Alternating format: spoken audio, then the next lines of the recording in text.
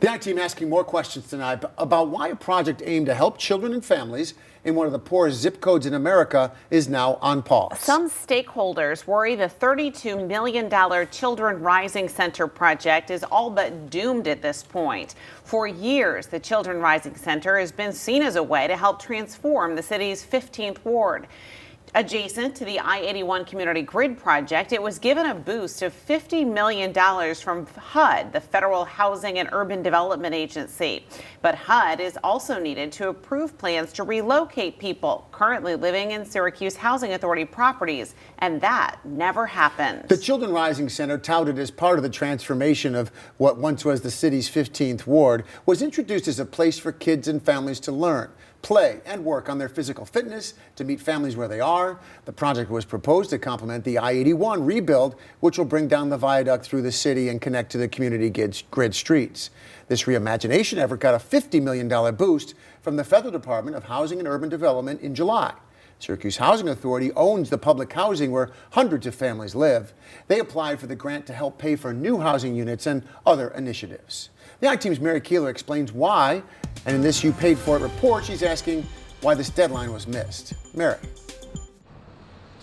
Yeah, the Syracuse Housing Authority is crucial to this project, and funding flows through that agency, and relocating tenants and transferring land of this kind, like the one I'm standing near, the ownership of it requires approval from the Department of Housing and Urban Development in Washington, D.C. And tonight we're asking why the Syracuse Housing Authority's well-compensated team somehow failed, it seems, to get that approval done.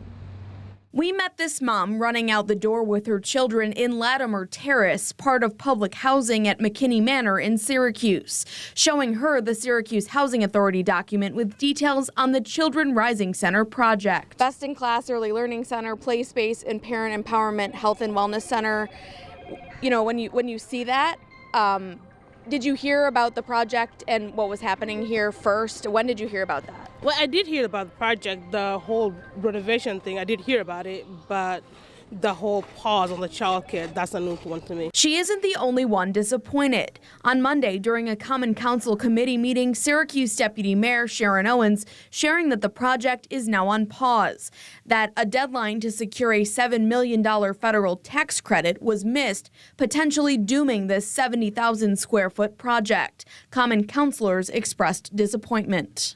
Something needs to happen to really figure out this initial hope. We didn't come together and add on and ask for help. I need your help. I need your help. I need your help. I need your help to make this happen. Stakeholders are now looking at the Syracuse Housing Authority, the group responsible for gaining federal approval to relocate tenants, turn over control of land, and secure that multi-million-dollar tax credit.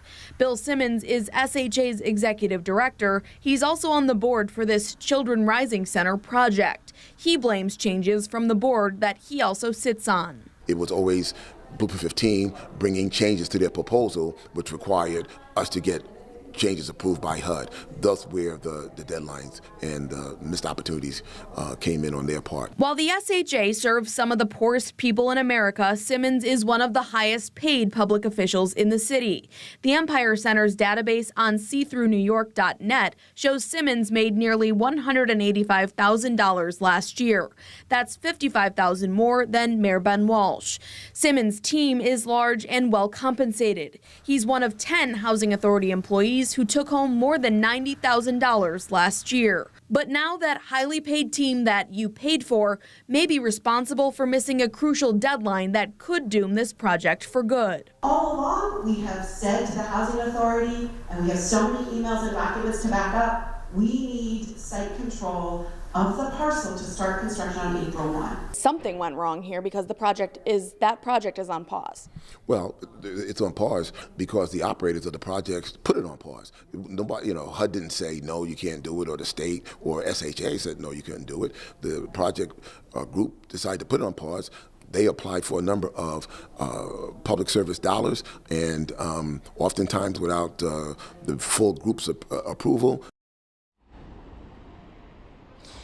The SHA tells me that HUD is still reviewing their latest application as far as their relocation plan they submitted for people in this housing block. And right now it's not known if the Children Rising Center will get back together and take the steps needed to begin construction here. Stakeholders were hoping to have at least shovels in the ground of some kind by April 1st. Live in Syracuse tonight, I'm Mary Kielar. A lot of frustration, Mary. A project that truly could have been transformative. Yeah, we'll see where it goes in the future. Thank you. This just in tonight. We're following what happened in Sweden today.